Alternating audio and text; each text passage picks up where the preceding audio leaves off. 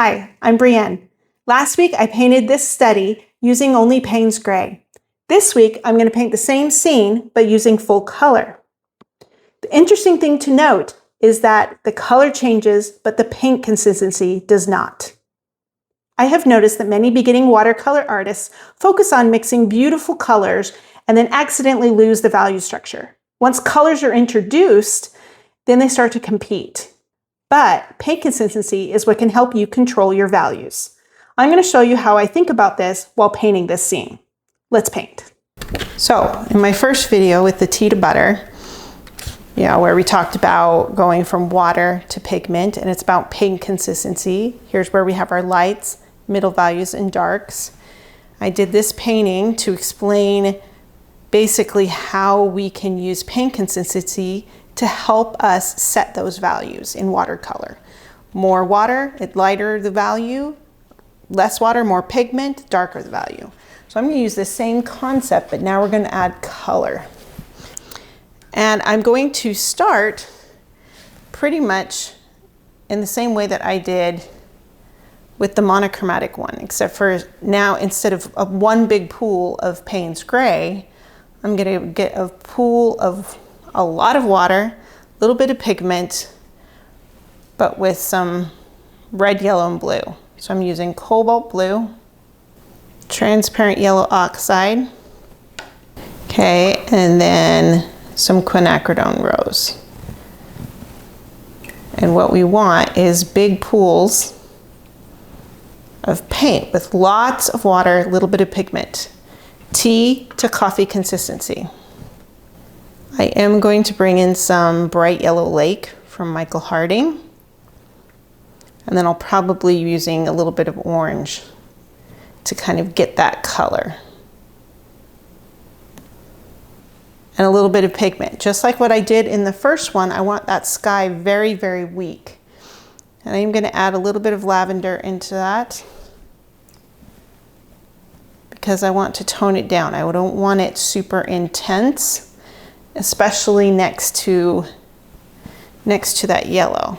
All right, so very weak, lots of water, but a little bit of pigment.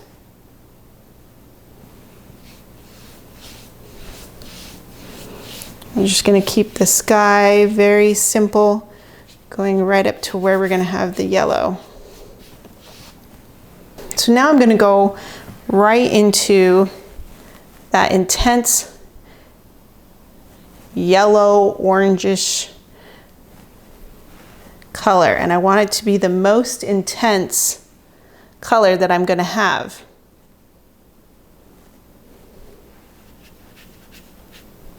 And it's okay that the sky bleeds down in. Remember, all of this is still very light.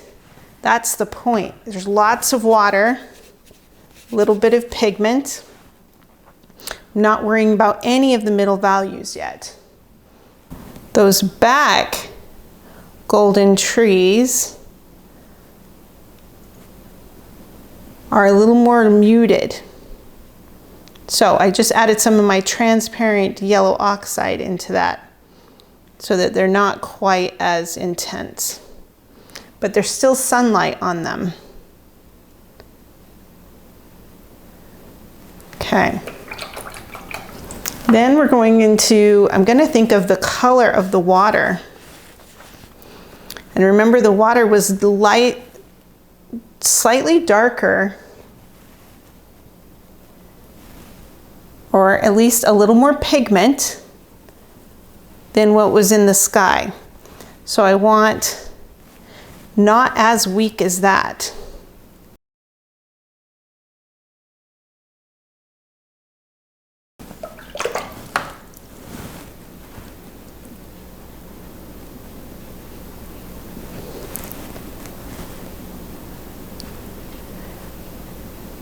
There we go, got a little bit of that color in there. And this can really be anything. Doesn't really matter because I only worry about the colors of the lighter values. Now, just like what I did with the black and white, the monochromatic, I'm going to add just a little more pigment as I come forward.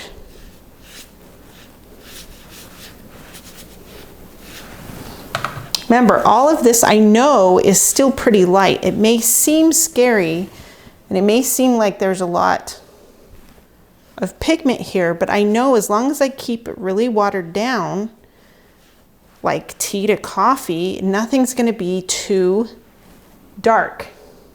Now with the first wash dry, we can go in with more middle values. Now I'm going to use what I did in the monochromatic study as a guide to what I'm going to do in this study. So a little more pigment, and now I'm going to make some variation in these trees. This is by adding more pigment and something that has, you know, I'm adding some of the complementary color as well, but also more pigment. So both are good strategies. Remember, trees are blobs with finesse. So I'm going to paint the trees in the exact same way I painted them in the monochromatic study. Then I'm going to get another brush. I'm changing color, but I'm going to stick with still a similar value. How do I get that similar value? Same paint consistency. So I'm sticking with coffee to milk. But now I'm changing up because there's the beach that kind of has that purple bluish color about it. And we have some lovely just variation within the water. Keep it simple. We'll do the reflections later. All right, sometimes I like to just get some variation going, but it's still all middle value. All right, let's move on. All of these are in the dark areas, and there's a combination of greens and darker yellows, you know, but everything's got to be middle value, so we don't want too much water. So I'm going to sop up some of this. Okay, so we're just going to go right into it.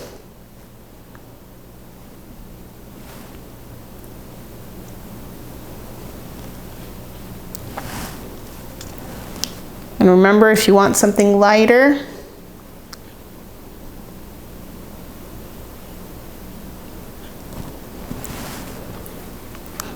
now notice I'm doing masses again. If you want something lighter, sorry, I didn't finish my thought. You've got to put more water in it. So you just kind of keep varying it. Remember, this is meant to be one big mass. Now, with the color, even though the value, I want to keep the value the same. And how do you do that? You do that by keeping the paint consistency the same, right?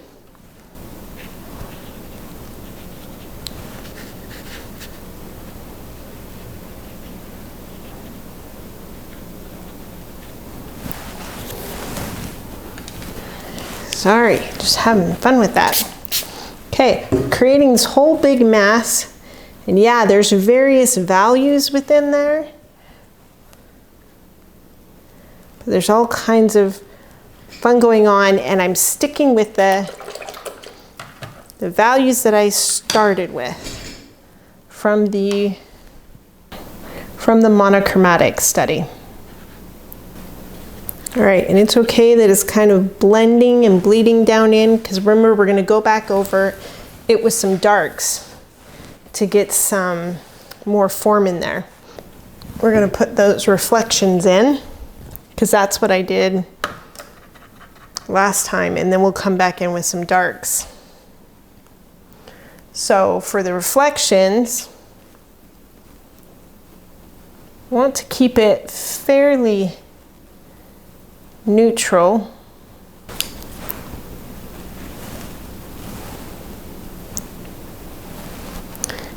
change up that color a little bit. Wet that area.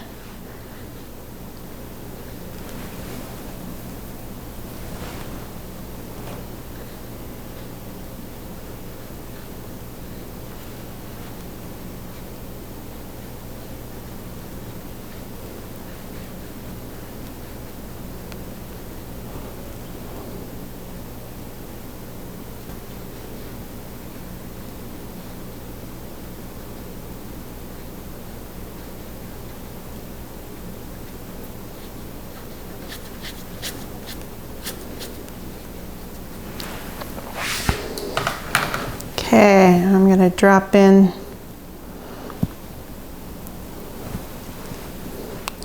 just a hint of color changes. So some of this orange. Now you don't want it, you know, it's in a reflection, so you don't want it too intense, but we can bring in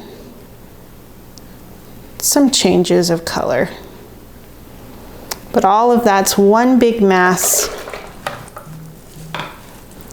Okay, now let's come in. Is this still, yeah, this is still damp, so we could bring in some dark cream to butter. And just like with the other one,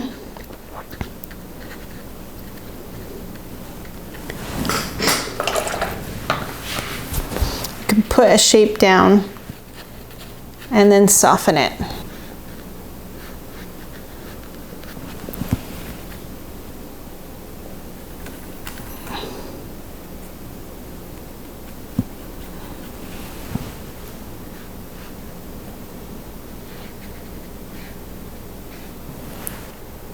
You're seeing I'm doing the same process as what I did with the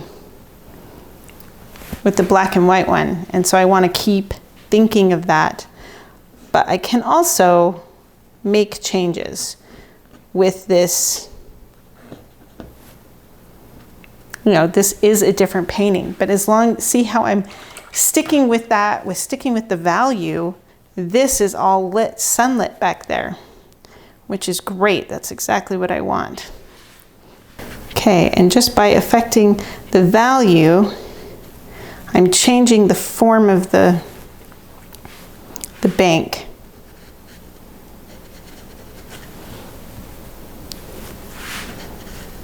And it's okay that some of this orange bled down in, because I actually like that. I finished the painting, and I just want you to notice that by sticking with the tea to butter, no matter what colors I use, I started with that first wash, kept it really tea to coffee, very light, and then as I built up the values, I could change the colors, but I kept in mind my paint consistency. And by doing that, it actually helps you to keep your values in check so that you follow along with the value structure. So this is where tea to butter can be so powerful. These paintings look very different, but underneath they're built the same way. The values did not change, only the color did. The next time you start a painting, before you ask yourself the question, is this green warm enough or is the orange bright enough? Ask yourself one question. Is the paint consistency I'm using getting me the value that I need? You will find that color choices become easier once you focus on the value and maintain that value structure. I hope that this was helpful. Thank you for watching. If you would like to learn more from me, please visit my website at travelingcolorstudio.com. And please like and subscribe to my channel. I appreciate it. Thanks and happy painting.